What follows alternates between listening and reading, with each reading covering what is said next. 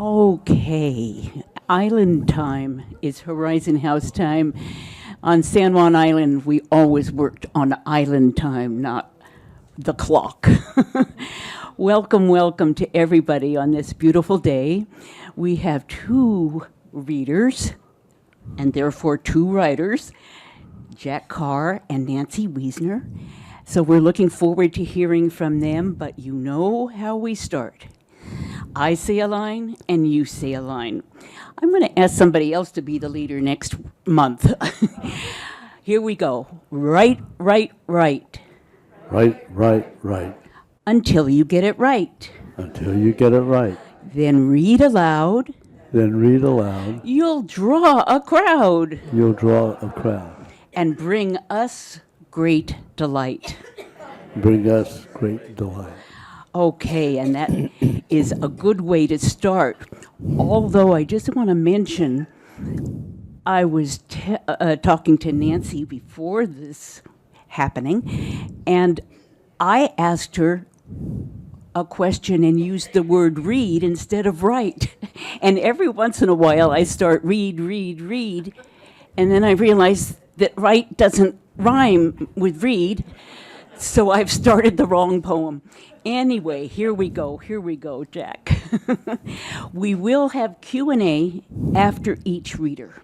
So save your questions till the end of each reader, and we'll have a little time for Q&A. Okay, my question, and here I am at Horizon House trying to live a simple life. My question is a little complicated. I'm wondering when each of these writers, almost said readers, writers thought of themselves as a writer. When did they become, he or she, become comfortable with the writing process, and when did they ever panic at a blank sheet of paper? I remember, today, says Nancy. But Jack, tell us a little bit about your writing history. Well, I never thought of myself as a writer until I signed up for this. And but I have written all my life, and I started very young. I used to write poetry and short stories and mysteries as a kid. And I think I did it in large part to handle the angst of coming of age, in those years. Because Edgar Allan Poe was a favorite of mine, so that gives you some insight into what I was grappling with. But I've always enjoyed writing poetry and short stories, and in more recent years I've sort of turned to, doing family studies and researching things like that. Yeah. Great. Thank you, Jack. What are you going to read for us today, Jack? Well, I've given it a working title, An Immigration, Migration, Revelation. Oh boy, well, let's hear those three words again. Immigration, migration, revelation. Oh my, thank you. So, like many in their generation, my parents said little about the history of their families. So upon my retirement, I began to explore those histories, and in researching the family of my mother, Alta Grace Hyatt, that was her maiden name, I discovered a remarkable series of historical events of which the Hyatt family had been a part.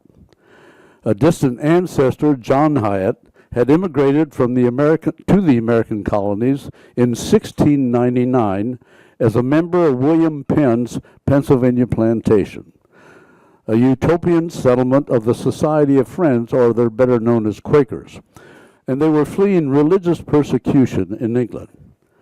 Now, our family records claim that John Hyatt was a Quaker colleague of William Penn and sailed from England on the same ship with Penn, although, like the Mayflower, I suspect the ship would have had to be the size of the Queen Mary to have housed all such Quaker claimants.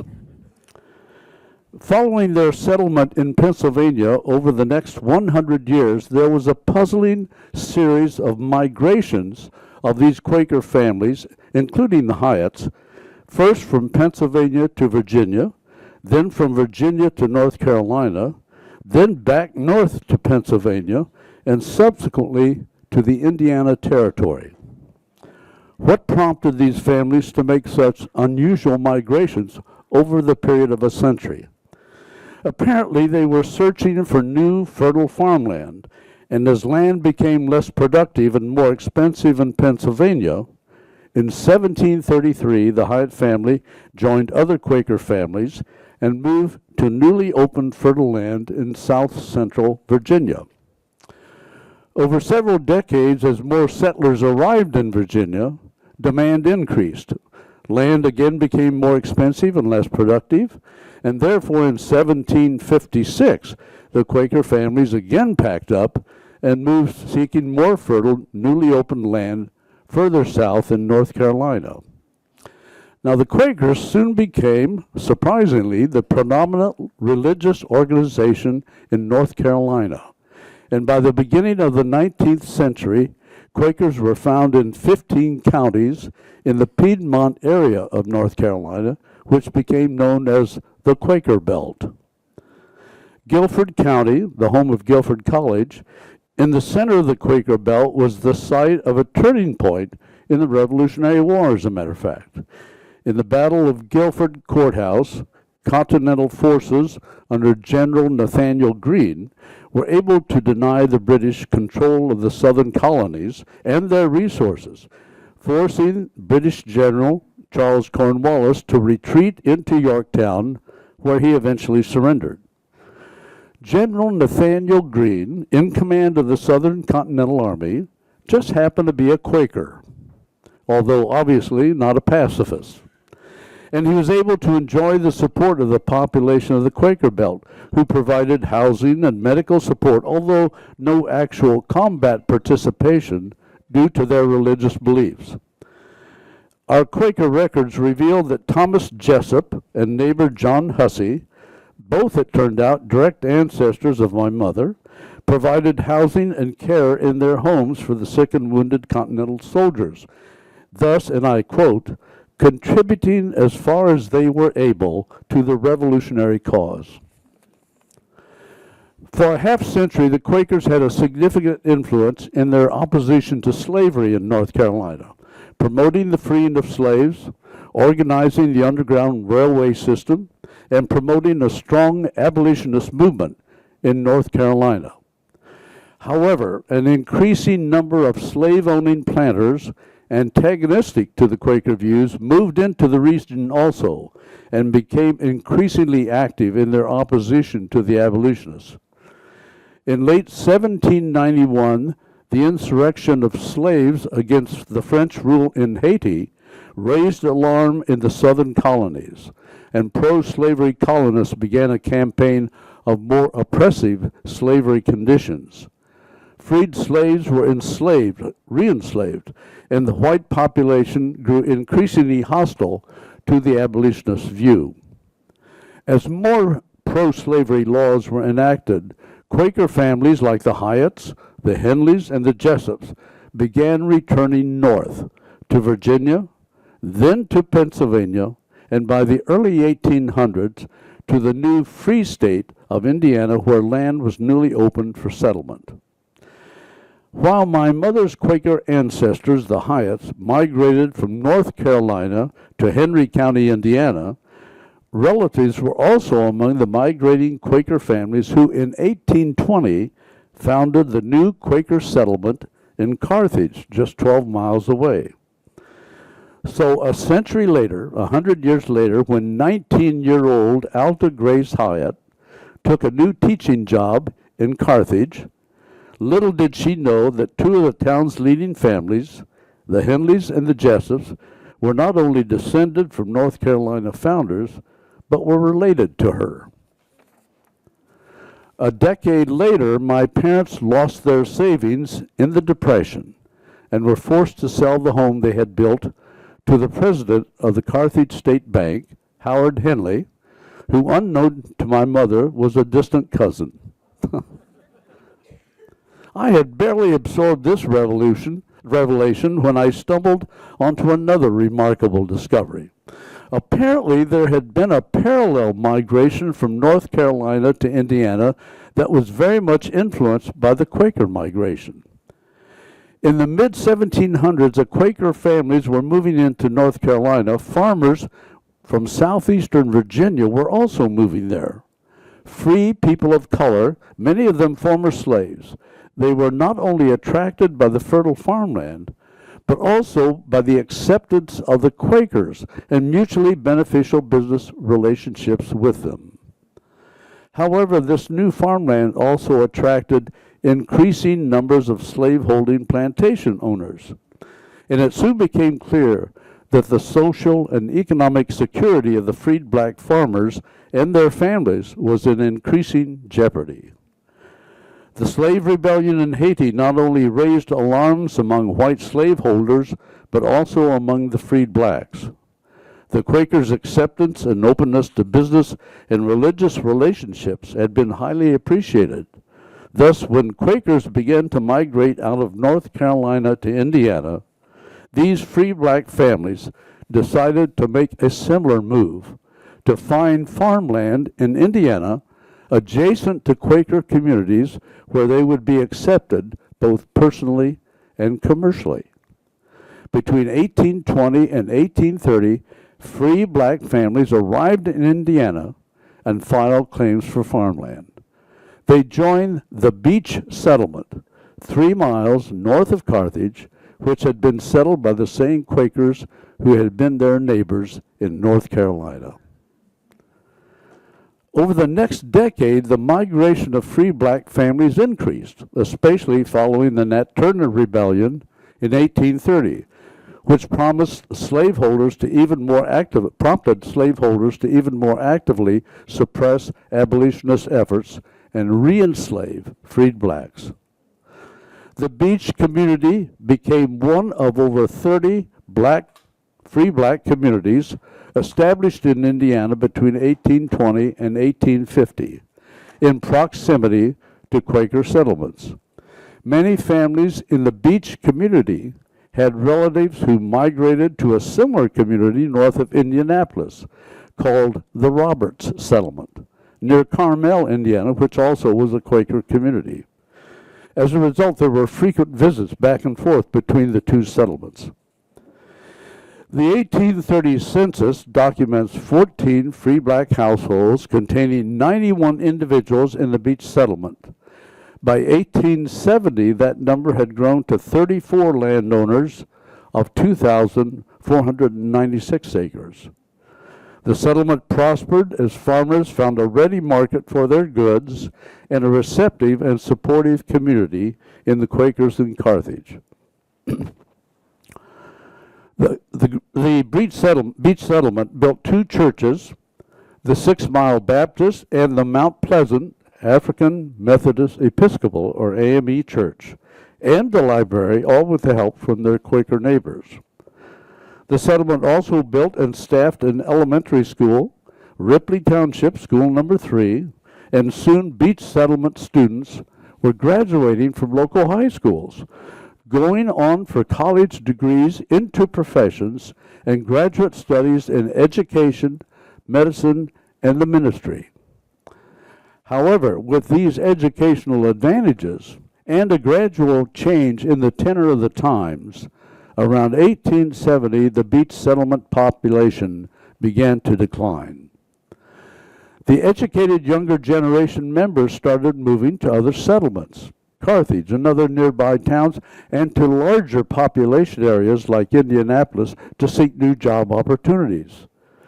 And before and during the Civil War, Quakers who moved to Indiana from Guilford County, North Carolina, helped set up an underground railway which provided a series of stations through which escaped slaves could make their way north to freedom. Carthage became one of those stations, and Quakers were established there, a committee of vigilance to help advance and protect the newly gained freedoms afforded former slaves.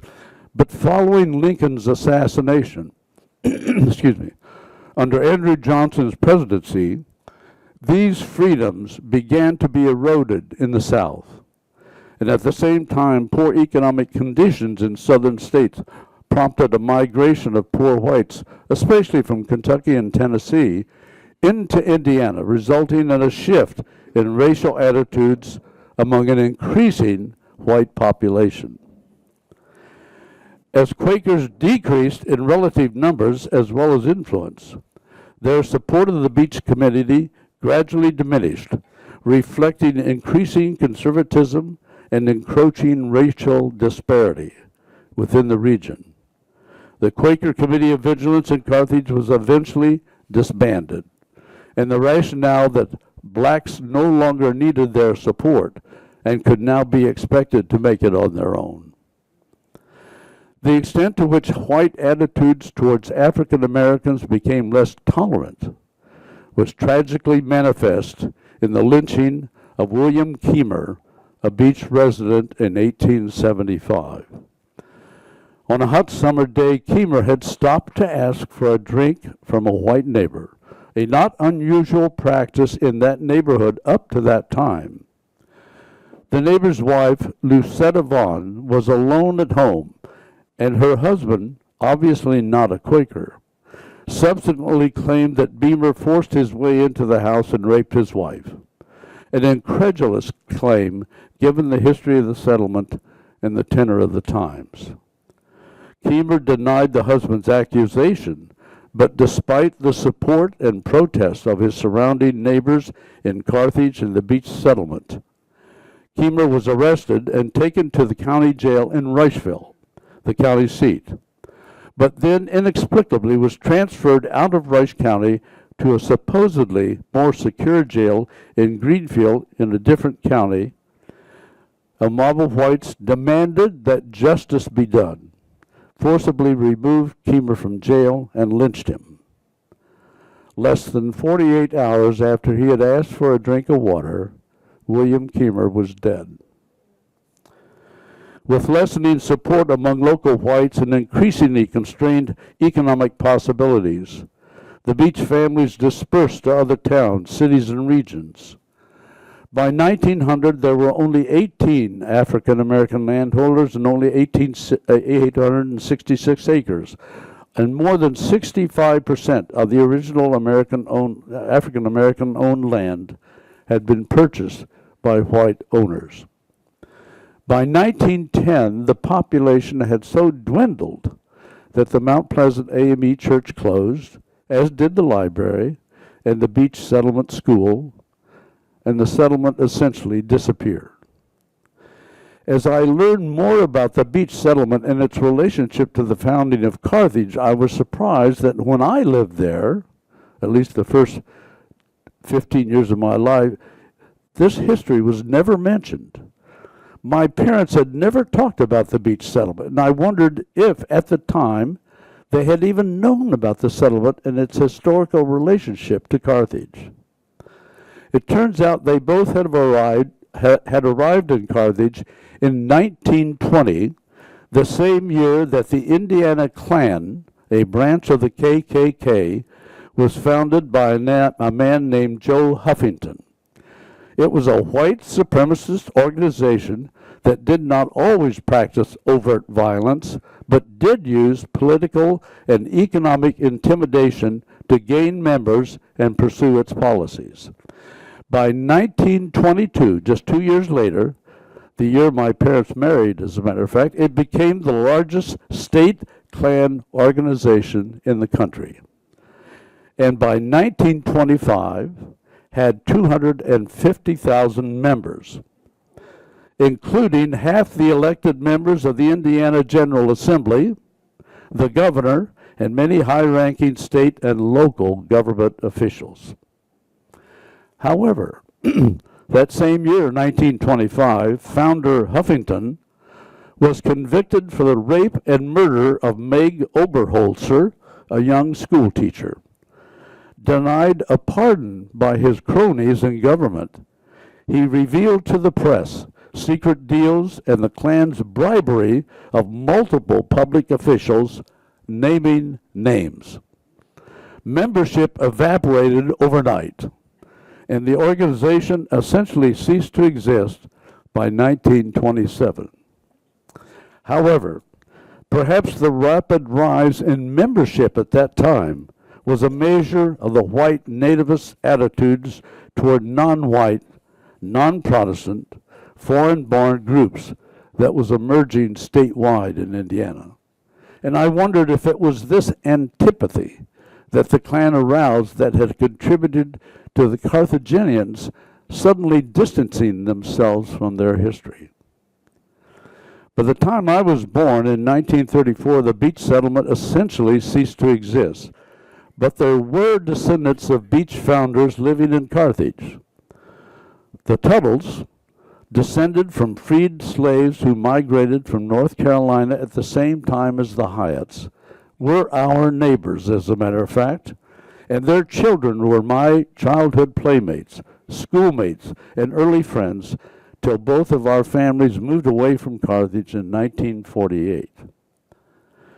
But while the Quaker founders had advocated equal opportunities, there had been a tacit separation of whites and non-whites in Carthage. They were recognized and respected leaders in the African American community, but no African American members of major community civic organizations. And how well I remember the annual Lions Club minstrel show to raise money for the Carthage Community Center, Theater, and Kids Canteen, which fewer and fewer African Americans attended over the years. The current citizens of Carthage, however, appear to be interested in reviving that history, the history of the town's founding, and its historic link to the beach settlement. The lynching of William Keimer was finally recognized by the state of Indiana with a historical marker on August 24th, 2024. The marker was erected through, and I quote, through the efforts of the Hancock County historian, local business leaders, the Indiana Historical Bureau, the Keimer family descendants, Beach settlement descendants, and Roberts settlement descendants, and other community partners, unquote. I thought I'd come to the end of the story with that, but the beach settlement history yielded one more surprise. Even though the Mount Pleasant AME Church had officially closed in 1910, it turns out the descendants of the beach settlement had been holding annual reunions there since 1914, a yearly event that apparently never received attention in the town that played a role in its founding. The lone vestige of the beach settlement, the Mount Pleasant Beach Church, is on the National Registry of Historical Places as the site of the founding of the Indiana Conference of the African Methodist Episcopal AME Church in 1840. The church, with the early support of the Quaker Vigilance Committee in Carthage, had played a key role in promoting education for African Americans in the state of Indiana when state law prohibited children of African American taxpayers from attending Indiana's public schools. My parents' adherence to and promotion of high standards of acceptance and equality for our family were admirable. But upon reflection, a painful irony within the context of a community that had forgotten its history and whose admirable founding principles have slowly given way to racism and tacit segregation. The intolerance and racism that had brought these two communities together originally, it would separate them over a century later. Thus, a remarkable saga of two communities and their parallel migrations in response to a shared vision of equality and partnership that began in the 1700s gradually faded into history. And while that vision atrophied, the Quaker influence and efforts diminished, and memories of the partnership evaporated, the descendants of one of those communities continue to celebrate and honor the legacy of that migration with an annual reunion of descendants at the lone remaining vestige of the beach community, the Mount Pleasant AME Church. So, Wow. Jack, I'm stunned and speechless, and I thank you for reminding us about our history and important parts that we have maybe swept under the rug. Thank you, Jack. Are there any questions for Jack Carr? This was just an amazing story. And Linda, you have it? Thank you, Risa.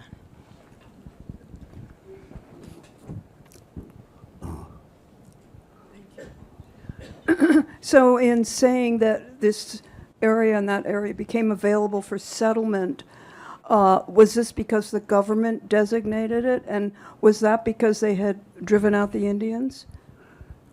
I assume so. Yeah. It was the Northwest Territory, Indiana Territory at that time, and they had opened up that land for settlement. Yeah. Yeah. My goodness. Over here. I got it. Behind you. Is the AME Church in Seattle on 17th East an example of the AME? I'm sorry. Is the AME Church in Seattle on about 17th East an example of this AME population? I don't know, but I assume if it's an AME church, I assume it belongs to the same. It's same labeled group. AME, and it's right on Madison. Yeah, I don't know anything about the local church. Yeah, right. Jack, I'm Bill Roach right here. Hi. Oh. I'm interested in some of the information that you were able to find and include in your story about real specifics, and I'm just curious about your research. How did you do that? How did you discover all those things? Well, part of the research began with the family records. The Quakers notoriously kept great records. They had weekly meetings, and there were minutes from those weekly meetings from 1699 on. So they would fill the Pentagon with paper. And also there was the information about the beach settlement actually came from a resource, a book. And I have a reference here that was given to me by a close friend who I grew up with in Carthage. It's called Southern Seed and Northern Soil, African American Farm Communities in the Midwest, 1765 to 1900. It's written by Stephen A. Vincent from Indiana University Press, and it was published in 1999. Anybody wants that? It's an excellent book about all of those communities that were built in conjunction with Quaker towns. Yeah. Oh. Not a question, but a little footnote. North Carolina was the only state in the Southern Confederacy that formed a regiment that fought on the side of the North. That's right. That's right. Yeah. Wow. Sam, let me see if it's working now. This is of no great consequence, but for some reason it sticks in my mind. I don't know how I came across, after World War I, Indiana apparently was very unhappy with the results of the war and all of that, and the lack of control of things, and so they passed a law. The law was that pi was equal to 1.31. You're welcome. Okay, more questions for Jack. Okay, thank you so No revelation about the state of Indiana surprises me anymore. Okay, thanks so very, Good. very much. And Nancy is coming up, and we Get out of here. thank you for sharing that. amazing story. And Nancy, I have opened up volume 2 of the Writer's Read back stories, and I opened it to Nancy's story on eating. And Jack, I hope that we can have a copy of your story, Jack, and to put in these Writer's Read notebooks whenever you're ready. Put it in my mailbox. And Nancy, come on. And you're going to sit over here, and I'm going to get you a different glass of water. I don't think Jack used it, but let's make sure. Okay, there we go. Now I have 3, and you have 1. And you've got my cane, so don't go anywhere. Oh, Nancy. So good to welcome you, Nancy, and we just really appreciate you wanting to read. And when I was asking Nancy about her writing history, I did use the word read, and she had a good reading story, but she also has a great model of a writer. So she's going to tell us that story before she starts reading. My mom typed up, it's a little 3-ring binder notebook, little pages, on the little pages, typed up our family history, just, and gave it to me, this little book with the family history. So I, of course, had to do one for my daughter, and she's doing. So that's something that I want to urge everyone here to do, is to write for your kids. Because, no matter how silly it seems to you, as you will see that this is, it's something that they will treasure. Just the art of writing is amazing to pass on to your kids. So, Nancy, because of your mother modeling writing, you took on the task, didn't you? What are you going to read for us today, Nancy? This could not be more different. This is about me as a little kid, and in the little town that I lived in Ohio, a little farm town. So I will start. Park Street School was built in the first part of the century. The first school of Grove City, Ohio, population 1,200, public school system. It sat on a gravel lot surrounded on 4 sides by neighborhood streets shaded by huge elms. 3 of the streets were black-topped and smooth enough for careful roller skating. The one in the back was gravel and dirt. The school was 2 stories and constructed of large, light orange bricks whose outline from a distance seemed to be soft. The bricks on either side of the front door were marked by layers of chalk. Cleaning the chalkboard erasers by pounding them against the brick wall was a highly coveted chore, eagerly sought after by generations of students. To enter Park Street School, you went through the front double door, each 1 story high. In the dim front hall, 2 rooms opened off either side, each with another room on its side. The second floor above the double stairs was composed of 1 large room. It, too, had 1 heavy door stretching from floor to ceiling. From the front door, you could climb either side of the double stairs to that room. On the second floor was the principal, Miss Brokaw's office. If there was a note to be given to Miss Brokaw from somewhere on the first floor, I was assigned to take it. I don't want to imply that this took a lot of conversation or that it was a sign of favoritism. My desk was the closest to the door. A simple head nod from Miss Randolph let me know my task, which I would perform silently, opening and closing the big, heavy door. My first grade teacher, Miss Randolph, was new to the system, where teachers usually stayed long enough to have taught most of their pupils' siblings. She lived in Columbus, and unlike most of the other teachers, and nobody knew much about her, except that, as she told us several times, she was one of the Randolphs who first settled Ohio.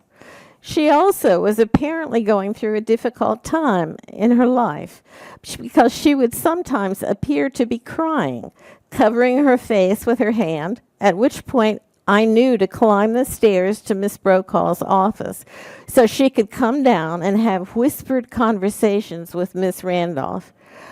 I don't remember how I knew to do this, but nothing was ever said, and a stiff nod from Miss Randolph sufficed. I would stand to one side, my back to the wall, far enough away so that I couldn't hear, but close enough to get the signal of what to do next. At some point, Miss Randolph would begin straightening things on her desk. Miss Brokaw would stand up, and I would go back down through the big doors to my room. The windows of our room reached from the floor to the ceiling. They were wavy glass that played with the bright light streaming through. Our desks were of dark oak, bolted to the floor with black iron hardware. Over the years, they had gathered unto themselves evidence of the affections shared among Grove City pupils. I had the letters STAN, S-T-A-N, carved into the left-hand side of my desk. I didn't know anyone by that name. The oak desktop was smoothed by years of restless hands. My fingers played with the carvings. I had special things I placed in the round hole that had once held the inkwell. The cloakroom was a tiny area adjoining the classroom with rows of hooks that looked like they had been there forever. I loved the cloakroom. It was quiet, sunlit through the same wavy glass, and to me the row of hanging coats was like having a row of people lined up just to notice me.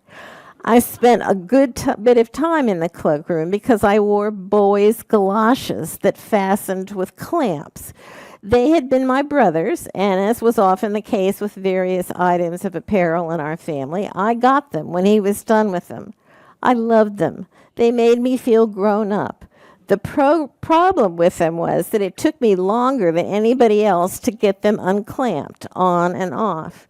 But I didn't mind at all, and I didn't mind joining the class a bit later than the others on snowy and wet days, in spite of Miss Randolph's baleful glance. When I say Miss Randolph seemed somewhat vexed with me when I came in late from the cloakroom, it doesn't reflect any actual exchange that I had with Miss Randolph. Her voice, clipped more than usual, was the giveaway. Actually, I don't remember having many conversations with adults that didn't consist of bare essentials, having to do with the mundane aspects of a task being performed. They didn't ask us how we felt about anything, or if we had anything to add about a topic being discussed in class. I don't ever remember an adult bending down to look in my eyes or get close to my face. It was acceptable that their territory was removed from ours, with the result that we had lives unencumbered by adult comment.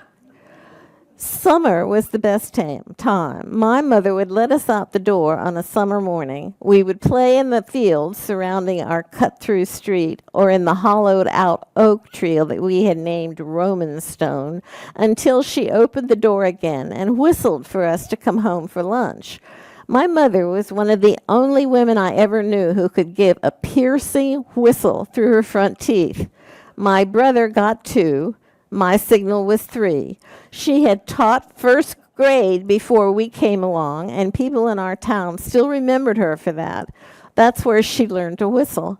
She had very definite ideas about things that people spend hours talking about in educational seminars. Most of the children in Grove City lived on farms and had a long school bus ride down rural roads before they got to school. There was no kindergarten, there was no cafeteria, so they brought their lunches with them in brown paper sacks, carefully refolded each day. My mother believed that many boys were not really ready to start school on the mandated date of 5 years old before Labor Day, particularly taking into account their long, early morning journey down farm lanes to get there. So, after a week or two, she was known to just send boys home to spend another year rusticating, so to speak, and most probably ensuring their future academic success. Nobody that I knew of ever challenged this. One day stands up from my first grade. My parents had taken my brother and me downtown to Columbus to see a movie. This was an extremely unusual occurrence. I don't ever remember having been downtown at night. The movie theater was a fairyland with velvet seats and a huge organ playing all the songs we had only heard on the Crossley radio that sat in the living room. The reverberation made my body shiver in the plush darkness. I was simply transported. The next day, I couldn't wait to tell my schoolmates about my experience. The movie was Song of the South, and it was wildly popular. Some years later, when I was an adult, I learned that it was considered racist. I don't remember the story, but my favorite scene was of two children riding in an open carriage with Uncle Remus, a wonderful, wise, old black man. My lunchtime acting out of the movie's plot must have been vivid. All of a sudden, I became aware of Miss Randolph, who was watching me from her desk in the corner. "Nancy," she said, "go knock on Miss Johnson's door and tell her I said to let you sing the class something," she said. So, without a word, I climbed the steps to the big door and exited into the hallway. I knocked on Miss Johnson's door. Miss Johnson answered it. "Miss Randolph said for me to sing you something," I said. Miss Johnson stepped aside. I looked around at my friends, who seemed as stunned as I was, and I sang my song. When I finished, having remembered to hold my skirt out a little bit, as Susan Prentice did when she was frequently asked to come up before the class, Miss Johnson said, "Very nice," and then, "Go knock on Miss Sizemore's door." I did, repeating the same message. I don't recall that Miss Sizemore said anything after my song, other than a clipped, "Very nice." And then she said, "Go knock on Miss Meredith's door." I opened the big door and went into the hall again and knocked on Miss Meredith's door. I repeated, "Miss Randolph said for me to sing you something." Once again, I was given permission with a nod, and I performed. When I finished, I was told to go to Miss Staker's room, which I did, repeating the same introduction. I went to the next 3 rooms. Again, with no acknowledgement, but very nice. When I had finished the 5th room, I went back to my room. Miss Randolph was teaching reading. She looked up at me and resumed the lesson. I sat in my seat.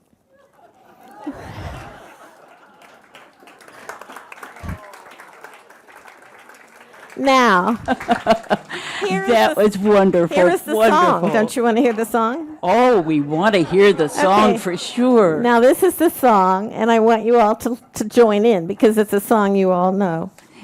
So I'll start. Zippity-doo-dah, zippity-yay. My, oh my, what a wonderful day.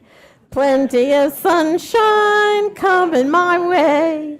Zippity-doo-dah, zippity-yay. Mr. Bluebird on my shoulder. It's the truth, it's actual, everything is satisfactual. Zippity-doo-dah, zippity-yay. Wonderful feeling, wonderful day. My, oh, what a treat I sing that was. song. I've sung that song all my life. I Yeah. sang it this morning when I couldn't find the keys. Every time I get in a situation where I need to, I sing. You sing, I do Zippity-doo. too. Oh, that was a treat and a gift to all of us. Thank you so much, Nancy. Raise your hand if you can remember your first grade teacher's name. Okay, second grade, third grade, fourth grade. Oh, I love it. Where am I? Fifth grade, sixth grade. Oh, land, I can name them all. Can't you? I knew where I sat, in which row I sat. Questions for Nancy. Any comments for Nancy? There's one back there, Linda. Okay. Nobody from New York, no agent from New York came and signed me up or anything. That's what I thought would happen. Well, spending time in the cloakroom reminds me of when I was in the first grade. And I spent a lot of time in the cloakroom, but it was because I talked all the time. And so my teacher kept sending me into the cloakroom for, half an hour, and finally one day she just sent me home. Oh, good memories of those first years in school. Isn't it amazing to revisit that era? Any more comments, questions? Okay, thank you so much, Jack and Nancy. You've given us a gift. It's wonderful. Zippity-doo-dah, zippity-yay.